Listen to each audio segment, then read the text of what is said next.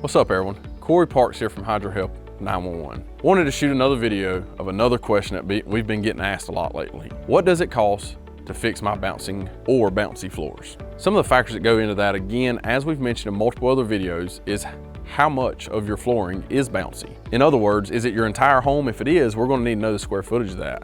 If it's only one certain area, we need to look at how many linear foot is that area. We also wanna talk about, does it need to be leveled? Are you wanting it leveled, or are you just wanting it stabilized? Are you wanting jacks, or are you wanting cinder block piers? Cinder block piers is typically what homes are built with, but most customers prefer jacks because of the easy access to being able to adjust.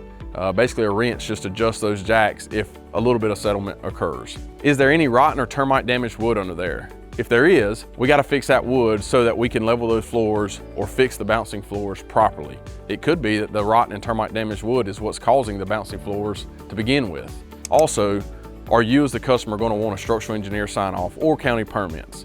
Those can vary greatly depending on what all's found, and then also what state, county, and city that you reside in. For an average job for us to fix bouncing floors for a 15 to 20 foot span, it's typically between $12,000 and $14,000. Now, with that, fixing the bouncing floors, we can also take any sagging out or level them up if needed. That's all encompassing. If you have any questions, hopefully this answers your questions, but if not, reach out to us. We're happy to shoot more videos. We want to answer as many questions as possible.